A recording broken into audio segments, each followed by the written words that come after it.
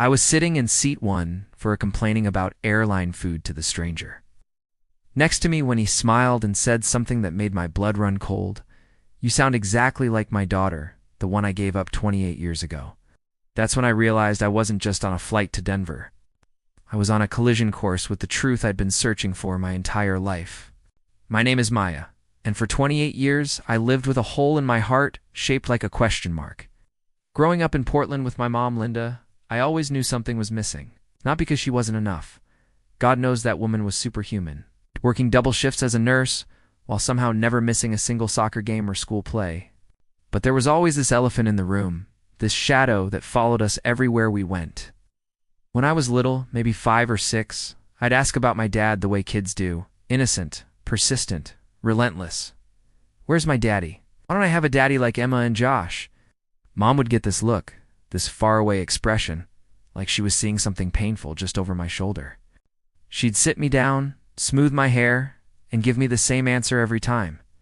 "Your daddy had to go away before you were born, sweetheart, but he loved you very much." As I got older, the story evolved slightly. Mom would tell me he was a good man who just wasn't ready to be a father, that he was young, scared, and made a choice he probably regretted. She painted him as this tragic figure, someone who loved us but couldn't stay. It was romantic in a heartbreaking way, and I clung to that narrative like a life raft. By high school, I'd stopped asking. A few times I pushed for details, a name, a city, anything. Mom would shut down completely. I could see it physically hurt her to talk about him, so I learned to carry that curiosity silently. I'd catch myself studying strangers' faces in grocery stores, wondering if I had my father's nose or his laugh. Every man with dark hair and green eyes like mine became a possibility, a maybe. College came and went. I studied journalism at University of Oregon, partly because I loved stories, but also because some part of me hoped I'd develop the skills to find in myself. I dated guys who reminded me of what I imagined he might be like. Thoughtful, creative types who could make me laugh. But there was always this underlying sadness in my relationships. This sense that I was looking for something they couldn't give me. After graduation, I moved to Seattle for a job at a local magazine. Mom and I talked every week, but the subject of my father became like a family heirloom we never touched. Valuable and fragile and somehow forbidden. I started therapy around 25, mostly to deal with what my therapist called abandonment issues, though I hated that phrase. It made me sound broken, and I didn't feel broken. I felt incomplete. The turning point came last spring when Mom got diagnosed with early-stage breast cancer. Suddenly, medical history mattered. Suddenly. Those missing genetic pieces weren't just emotional curiosities. They were potentially life-saving information. I sat in the oncologist's office with her, listening to him rattle off questions about family cancer history, and watching my mom's face crumble as she had to say unknown to half of them. That night, I brought it up again. We were sitting in her kitchen, the same kitchen where she'd answered my childhood questions about Daddy, and I said, "Mom, I need to know, not just want to know, need to know, for my health, for my future kids, for everything." She cried then, really cried, and told me something that changed everything. She said his name was David Morrison, and that he wasn't some scared college boy who ran away. He was a married man, 10 years older than her, who she'd had an affair with while working at a hotel in downtown Portland. When she found out she was pregnant, he begged her not to tell his wife, gave her money for what he called taking care of it, disappeared when she chose to keep me instead. The romantic tragedy I'd built in my head crumbled in that moment. My father wasn't some misunderstood hero. He was a cheater who tried to pay my mother to abort me. But somehow knowing the truth felt better than living with the beautiful lie. At least now I had a name, a starting point, something real to work with.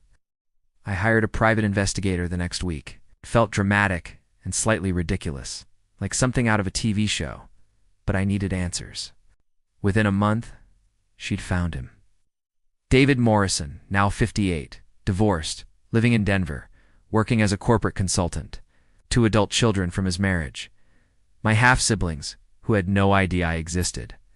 The investigator showed me his LinkedIn photo, and it was like looking into a funhouse mirror of my own face. Same green eyes, same stubborn chin, same way of tilting his head slightly when smiling. I stared at that photo for weeks, printed it out, carried it in my wallet like a talisman. I had his address, his phone number, his work email. I could reach out anytime. But what do you say to the man who tried to erase you before you even existed? How do you introduce yourself to someone who paid money hoping you'd never be born? I chickened out a dozen times, drafted emails I never sent, drove to his neighborhood in Denver twice, but never got out of the car. Part of me wondered if knowing his name was enough, if maybe some mysteries were meant to stay unsolved. But deep down I knew I'd never have peace until I looked him in the eyes and heard his voice and understood. Finally, who I came from, the universe, it seems, had other plans. Because 3 months later, I found myself boarding Flight 1247 from Seattle to Denver for a work conference. Settling into Seat 14A, and unknowingly sitting down next to the man who'd been haunting my dreams for 28 years. The flight started like any other nightmare airline experience. Delayed takeoff, cramped seats, and the distinct smell of recycled air mixed with someone's leftover Subway sandwich. I was already irritated before we even left the ground. My editor had sent me to Denver last minute to cover some tech conference, and I'd barely had time to pack, let alone mentally prepare for the trip. The man in 14B was probably in his late 50s.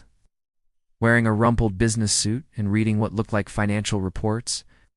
He had this salt and pepper hair that stuck up slightly in the back, like he'd been running his hands through it. And when he glanced over to let me squeeze past to the window seat, I caught a glimpse of green eyes behind wire-rimmed glasses. Something about him felt familiar, but in that vague way strangers sometimes do. For the first hour, we existed in that polite airplane bubble. The unspoken agreement to pretend the other person does unexist unless absolutely necessary. I had my headphones in, working on article notes while he shuffled through papers, and occasionally sighed in the way middle-aged business travelers do when they rerunning on too much coffee and too little sleep. Then the turbulence hit. Not dangerous turbulence, just enough to make the plane shake and the flight attendants pause their drink service. I've always been a nervous flyer, so I gripped the armrest and probably made some involuntary noise of distress. That's when he looked over and said, "First time flying."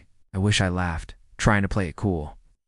"I just hate turbulence. Makes me feel like I'm in a washing machine," he chuckled, and there was something about his laugh that made me look at him more closely. That's exactly what my ex-wife used to say. Word for word, actually. We started talking then, the way strangers do when they're trapped together and need distraction. He told me he was a consultant, traveling for work. Originally from Portland, but living in Denver now. I mentioned I was from Portland too, and we did that whole small world thing where you try to find mutual connections. Turns out we'd both lived in the same neighborhood, Hawthorne, though at different times. I used to love that area, he said, and his voice got softer. Spent some time there in the 90s. Best and worst period of my life, if I'm being honest. Something in his tone made me curious. What made it the worst? He was quiet for a long moment, staring out the window at the clouds. I made some choices I'm not proud of. Hurt people I cared about. There was this woman. Trailed off, then shook his head. Sorry, you don't need to hear about an old man's regrets. But I did want to hear. There was something magnetic about his sadness. Something that felt oddly familiar. What happened with the woman? I was married. She wasn't. I was older. She was young and brilliant, and had this whole life ahead of her. I should have stayed away, but I was selfish and going through a rough patch with my wife. He looked down at his hands.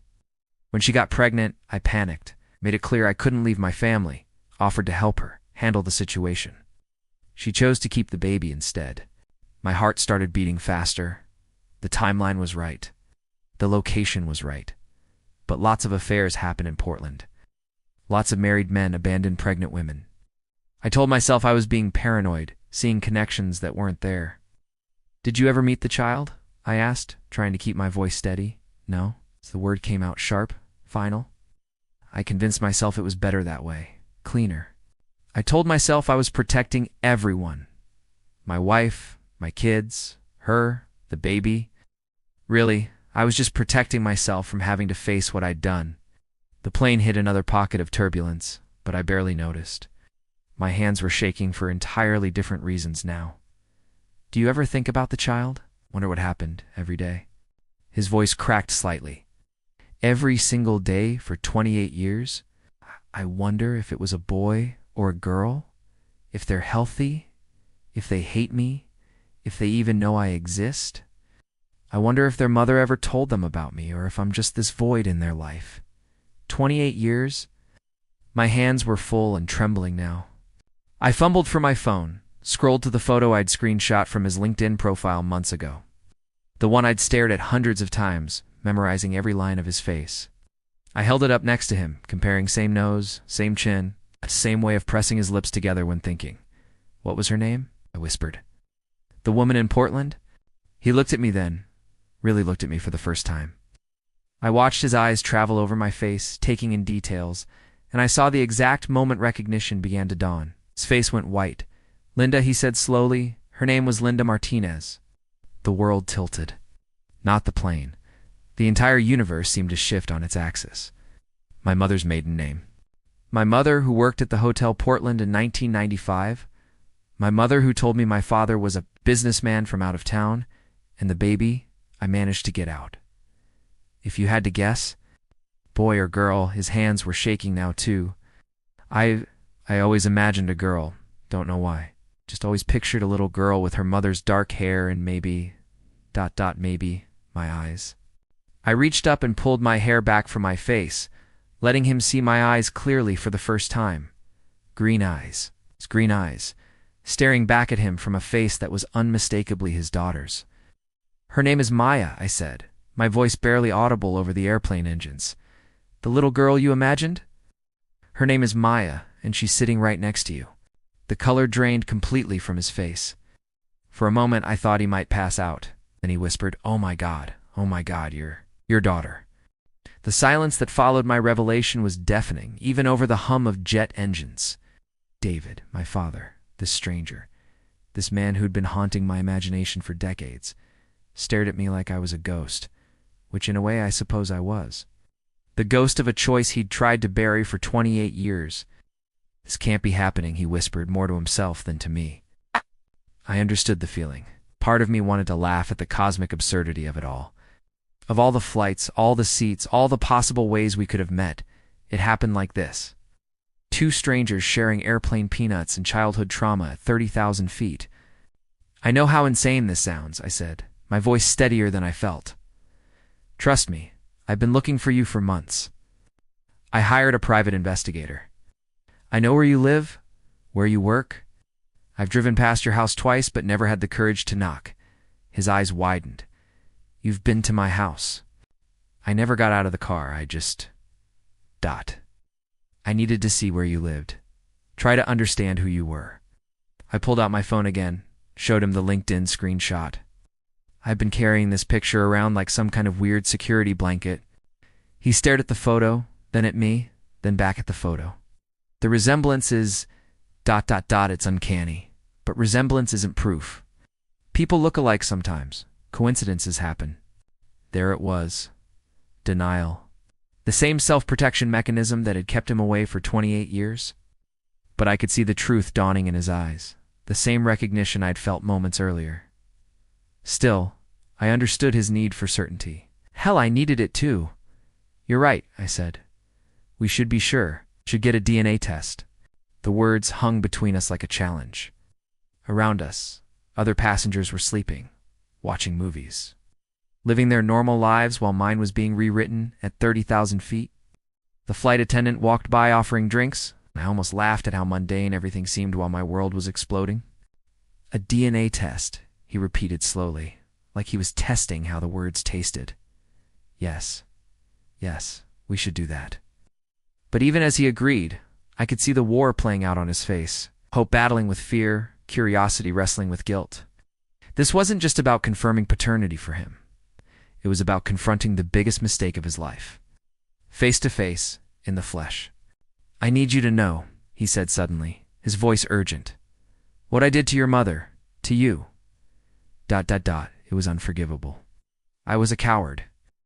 I told myself I was protecting my family, but really I was just protecting myself from having to face the consequences of my actions.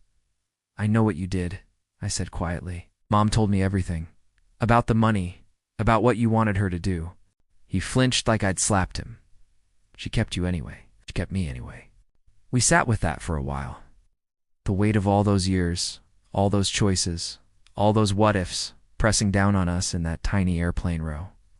I thought about my mother, how she'd worked herself to exhaustion to give me everything I needed, how she'd never once made me feel like a burden or a mistake, even though I probably represented the hardest decision of her life. "What's she like now?" he asked softly. "Your mother? Strong? Stubborn? Funny when she wants to be. She's got cancer now. That's actually how this all started. The doctors needed family medical history, and there were all these gaps." "Cancer?" The word came out sharp, worried. "Is she okay?" The concern in his voice surprised me.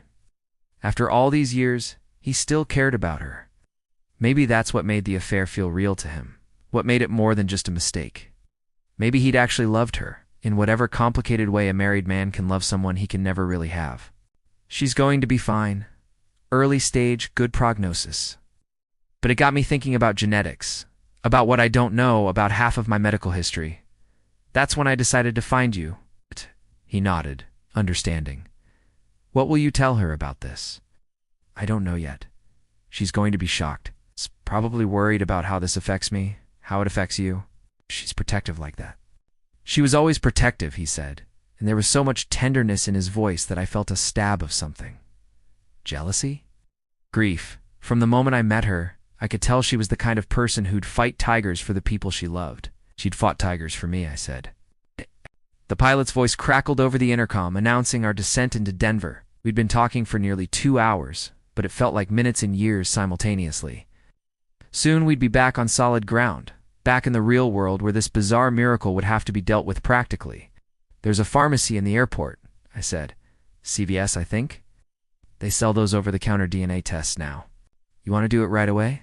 You want to spend the next week wondering? Because I've spent 28 years wondering, and I'm not sure I can handle much more uncertainty." He smiled then, the first real smile I'd seen from him. It transformed his whole face, made him look younger, and I saw myself in it so clearly it took my breath away. "You're direct, I like that." Your mother was direct too. "So we're doing this? We're doing this?" The plane began its descent, and I felt like I was falling in more ways than one. Falling toward answers, toward truth, toward a relationship I'd never imagined possible. But also falling toward potential heartbreak, because what if the test was negative? What if this was just the universe playing the cruelest joke imaginable? "Maya," he said as the city lights of Denver came into view below us. "Whatever happens with the test, I want you to know. Meeting you today, getting to talk to you, it's the best thing that's happened to me in years, maybe decades." I looked out the window at the approaching ground and thought about how some falls are terrifying, and some falls are exactly what you need to finally land where you belong. 3 days.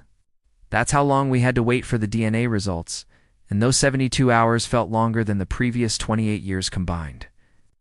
We'd bought 2 test kits at the airport pharmacy, swabbed our cheeks in adjacent bathroom stalls, like we were conducting some kind of covert operation, and shipped them off with expedited processing. David, I still couldn't bring myself to call him Dad, had insisted on paying for a hotel room for me. "The least I can do," he'd said, and I didn't argue. I was supposed to be covering a tech conference anyway, so I had a legitimate reason to stay in Denver. But honestly, I couldn't have concentrated on work if my life depended on it. We met for coffee the morning after our flight, and it was surreal. Here was this man who might be my father, stirring sugar into his latte, while I tried to reconcile the person in front of me with the villain I'd built in my head. He wasn't evil, he was just human. Flawed, regretful, carrying his own load of guilt and what-ifs. "I need to ask you something," I said during that first coffee meeting, "and I need you to be honest. Anything. If the test comes back positive, what happens then? Are you going to disappear again?" Because I can handle rejection, but I can't handle being abandoned twice. The question hit him like a physical blow. I watched him absorb it, really think about it before he answered. "I deserve that question," he said finally, and the honest answer is, I don't know what happens next. I don't know how to be a father to a grown woman. I don't know how to make up for 28 years of absence, but I know I don't want to disappear. I know I want to try. It wasn't a perfect answer, but it was honest, and honestly was all I had to work with. We spent those 3 days in this weird limbo, getting to know each other, while trying not to get too attached to the possibility. We met for meals, walked around downtown Denver, shared stories about our lives. I learned that he'd gotten divorced 5 years after I was born. The guilt from the affair had eaten away at his marriage until there was nothing left. I learned that he'd tried to find my mother once, about 10 years ago, but chickened out when he realized she might not want to see him. I kept telling myself I was respecting her choice to cut contact, he admitted over dinner the second night. But really, I was just afraid she'd tell me what a terrible person I was. "Are you a terrible person?" I asked. He considered this seriously. I was. For a while. I made selfish choices that hurt innocent people. Your mother, you, my ex-wife, my kids, from my marriage. But I've tried to do better since then. Not sure if that counts for anything. The honesty was refreshing and heartbreaking. This wasn't the dramatic reunion I'd fantasized about as a kid. No tearful embraces or instant connection. This was messier, more complicated, more real. On the third day, Thursday morning, I woke up to my phone buzzing. Email notification, subject line read, "Your Ancestridna results are ready." I stared at the phone for a full minute before calling David. He answered on the first ring. "They're ready," I said. "Mine too." "Where do you want to do this?" "Together," he said immediately. "Whatever it says, we should find out together." We met at a small park near downtown, sitting on a bench under a massive oak tree. It felt appropriately symbolic. Roots, branches, family trees. The morning was crisp and clear. One of those perfect Colorado days where the mountains look close enough to touch. "You go first," I said, but my hands were shaking so badly I could barely hold my phone. "We'll do it at the same time," he said. "On 3. S. 1, 2. Wait, I grabbed his arm. "Before we do this, I need to say something. These results, whatever they are, they don't change the fact that meeting you has been incredible. Getting to know you these past few days, it's given me something I've been missing my whole life. So even if we're not related, even if this is just the world's strangest coincidence, thank you." His eyes filled with tears. "Thank you for giving me the chance to know you. Whatever these results say, you're an extraordinary person, and I'm grateful our paths crossed." "Okay," I said, "now I'm ready. 1, 2, 3. We opened our email notifications simultaneously. I clicked on the link, entered my password, and waited for the page to load. The spinning wheel seemed to go on forever, and I could hear my heartbeat in my ears. Then the page loaded. Paternity probability, 99.99%. The words blurred as tears filled my eyes. I looked over at David, and he was staring at his phone with an expression I'd never seen before. Shock, joy, devastation, and relief all mixed together. 99.99%, he whispered. "Same here." We sat there for a moment, letting the reality sink in. All the wondering, all the searching, all the what-ifs, they were over. I had found my father. He had found his daughter. The question mark that had followed me for 28 years had finally been replaced with an exclamation point. Then he did something that surprised me. He laughed. Not a happy laugh or a sad laugh, but this deep, incredulous laugh that seemed to come from somewhere deep in his chest. "We met on an airplane," he said, still laughing. Of all the ways this could have happened, we met complaining about airline food. And suddenly I was laughing too, because he was right. It was absurd and perfect and completely impossible, and yet here we were, father and daughter, strangers and family, sitting on a park bench in Denver with matching DNA and 30 years of catching up to do. "So what now?" I asked, when the laughter died down. He looked at me with those green eyes, my green eyes, and said, "Now we figure out how to be a family." The first person I called was Mom, and that conversation nearly broke my heart. I was back in my hotel room, still processing the DNA results, when I dialed her number with shaking fingers. She answered on the second ring, probably expecting a routine check-in about the conference. "Hi, honey. How's Denver?" "Mom, I need to tell you something, and I need you to sit down." The tone of my voice must have scared her, because she immediately went into crisis mode. "What's wrong? Are you hurt? Are you sick?" "I'm fine. I'm not hurt." "But Mom, ... I found him. Found David." The silence stretched so long, I thought we'd lost connection. When she finally spoke, her voice was barely a whisper. "What do you mean you found him?" "I mean, he was sitting next to me on the plane to Denver, seat 14B. We started talking, and Mom, he told me about Portland, about you, about everything. We took a DNA test. It's confirmed." I heard her sharp intake of breath, then what sounded like crying. Oh, sweetheart. Oh my God, are you okay? How do you feel? Is he? Is he good to you? Leave it to Mom to worry about my emotional well-being before her own. He's been kind, respectful. He feels terrible about what happened, about leaving you to handle everything alone. All right. She said, and there was steel in her voice I'd rarely heard. I care how you feel. Care if he's going to hurt you again. Again? He hurt you the day he chose to walk away. You just didn't know it yet. Conversation with Mom was emotional but supportive. She was scared, protective, but ultimately happy that I'd found answers. I always wondered if you'd go looking for him someday, she admitted. I just hoped if you did, he'd be worthy of you. The call with David's other children, my half-siblings, was a different story entirely. David had asked if he could tell them himself, and I'd agreed. I wasn't ready for that conversation, wasn't sure I'd ever be ready. But 2 days later, my phone rang with a Colorado number I didn't recognize. Is this Maya? The voice was female, young, angry. Yes. This is Jessica Morrison, David Morrison's daughter. His legitimate daughter. It's an emphasis on legitimate hit. It's like a slap. Okay. I want you to know that what you're doing to our family is disgusting. Showing up out of nowhere, claiming to be his daughter, trying to manipulate him when he's vulnerable. I'm not trying to manipulate anyone, I said, keeping my voice calm, despite the fact that my hands were shaking. I have DNA proof. DNA can be faked, and even if it's real, even if you are his daughter, you need to understand something. He has a real family. His children who've been there for him, who've supported him through his divorce, who've never abandoned him. You don't get to just show up and claim a piece of that. I'm not trying to claim anything. I just wanted to meet him. Well, you've met him. Mission accomplished. Now leave him alone. She hung up before I could respond. The second call came from his son, Marcus, and it was only slightly more civilized.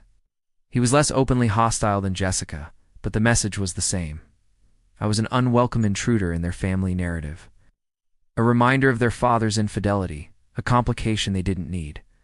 Look, I'm sure you're a nice person, Marcus said. But you have to understand this is really hard for us. Our parents' marriage fell apart because of Trive, because of what happened with your mother. And now you're here. And it's bringing up all this old pain. I understand that, I said. I never meant to cause pain for anyone. But you are causing pain. Jessica cried for 3 hours after Dad told us about you. He's been walking around like a zombie, completely distracted. This is messing with his head, and frankly, it's messing with ours too. I wanted to scream that I'd been dealing with this mess my entire life, that they'd had the luxury of knowing their father while I'd grown up with questions and fantasies and a David-shaped hole in my existence. But I bit my tongue. They were hurting too, in their own way. The confrontation I wasn't expecting came from David himself, 2 days after the DNA results. He called me, his voice tight and strained. We need to talk, he said. Can you meet me for dinner? I knew from his tone that the conversation with his other children hadn't gone well. When I arrived at the restaurant, he looked like he'd aged 5 years in 5 days. The excitement and wonder from our initial meeting had been replaced by something heavier, more complicated. They hate me, he said without preamble. Jessica won't take my calls. Marcus keeps asking why I can't just leave the past buried. They think I'm having some kind of midlife crisis, and that getting involved with you is going to destroy what's left of our family. And what do you think? I think they're scared. I think they have a right to be. He looked at me across the table, and I saw the same expression he'd worn when he talked about offering my mother money for an abortion. The look of a man about to make the easy choice instead of the right one. You're going to walk away again, aren't you? Tss, I don't want to. God, Maya, these past few days, getting to know you. It's been the best and worst thing that's ever happened to me. Best because you're incredible. Because you're my daughter, and you're brilliant and kind, and everything I could have hoped for. Worst because I know I don't deserve you. That's not your choice to make, I said, surprised by the firmness in my own voice. Whether you deserve me isn't up to you. Whether you want to be part of my life it's not that simple. I have other children to think about, other relationships to protect, and I had 28 years without a father to think about.